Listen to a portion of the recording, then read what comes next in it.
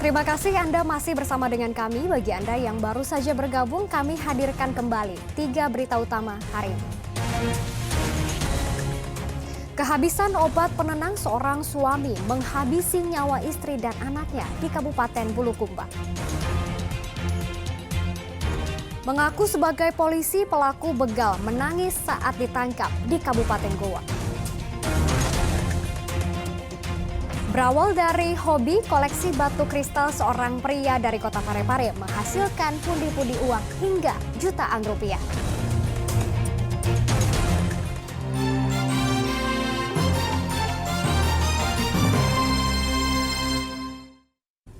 Ratusan pengungsi Afghanistan berunjuk rasa di depan kantor Gubernur Sulawesi Selatan. Mereka meminta pemerintah Indonesia turun tangan mengatasi nasib mereka untuk bisa diberangkatkan oleh UNHCR ke negara tujuan.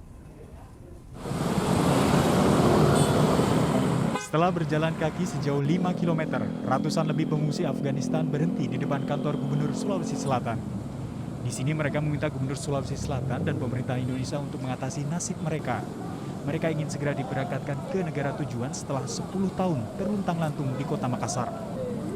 Diketahui ada sekitar 150 pengungsi asal Afghanistan di kota Makassar yang belum diberangkatkan oleh UNHCR menuju negara tujuan. Sebagian dari mereka ingin diberangkatkan ke Australia, Kanada, dan Amerika Serikat. Mereka terus meneriakan permohonan untuk segera diberangkatkan ke negara tujuan, apalagi sudah 10 tahun berada di Indonesia mereka tidak bisa bekerja dan memiliki transportasi untuk bisa bertahan hidup dengan layak. Ya, kami sangat minta bantuan dari negara, dari pemerintah Indonesia, dari Bapak Gubernur Makassar.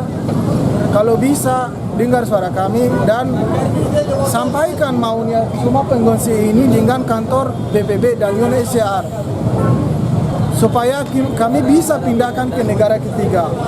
UNHCR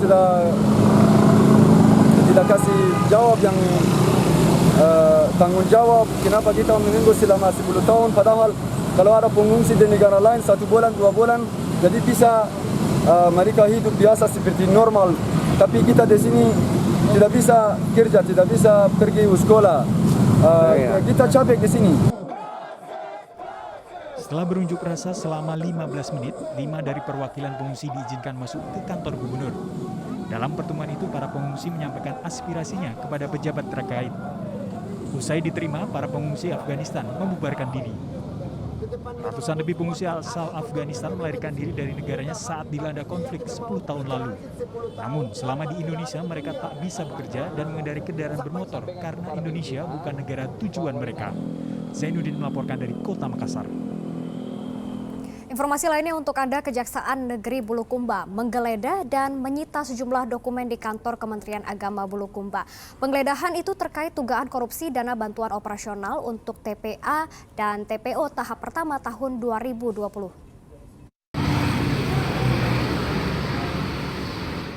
Kantor Kementerian Agama Bulukumba di Jalan Kenari, Kecamatan Ujung Bulu digeledah Kejaksaan Negeri Bulukumba pada Selasa siang.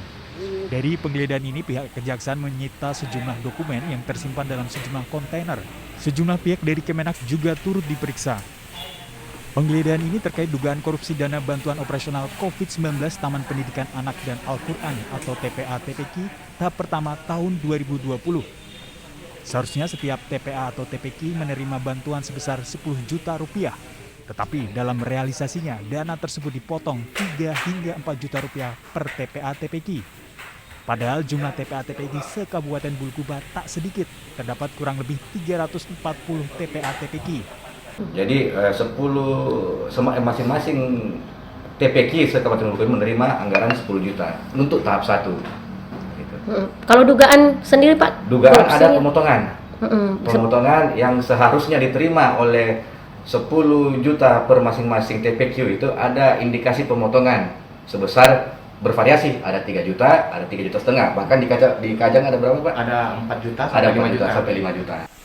Dana bantuan itu bertujuan menunjang kinerja guru lingkup TPA-TPQ di masa pandemi. Hanya saja bantuan malah dimanfaatkan oknum tak bertanggung jawab.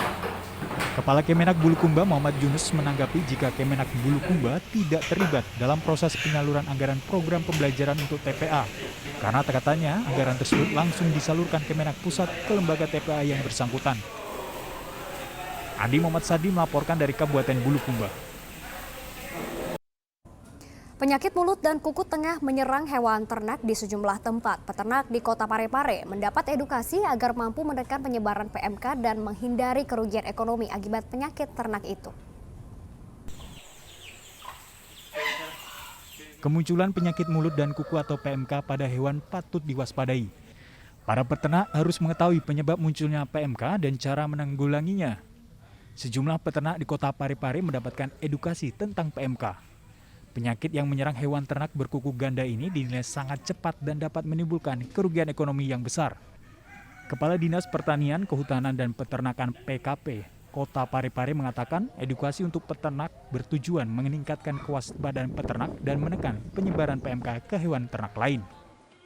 Kami ada edukasi berupa pembinaan kepada peternak-peternak, terutama tidak menimbulkan kepanikan di antara peternak.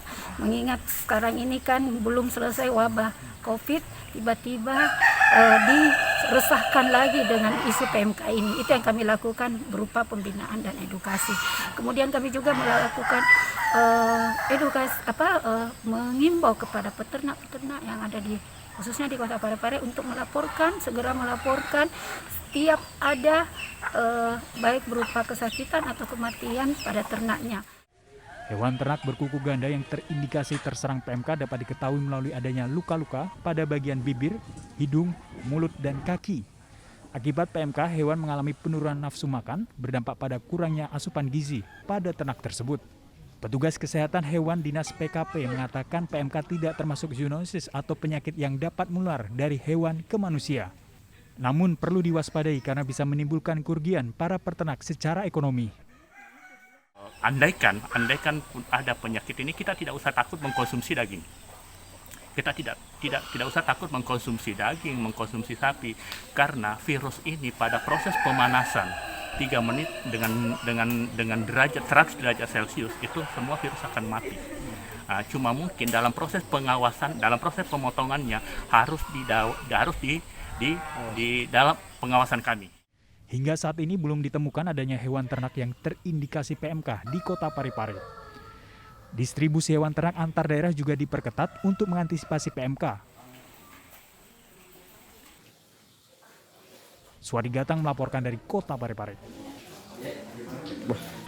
Jika hobi biasanya menghabiskan uang, lain cerita dengan pria asal Kota Parepare. Joko bisa mengubah hobi koleksi batu kristalnya menjadi pundi-pundi uang. Bahkan dalam sebulan ia bisa meraup keuntungan hingga 10 juta rupiah.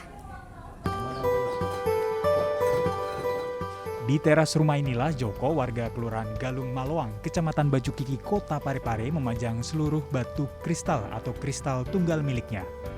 Koleksi bongkahan batu kristal ini ditemukan di hutan berstruktur tanah liat dan silika di wilayah Sulawesi Selatan. Namun siapa yang menyangka jika bongkahan batu kristal ini ternyata bisa berubah menjadi pundi-pundi uang.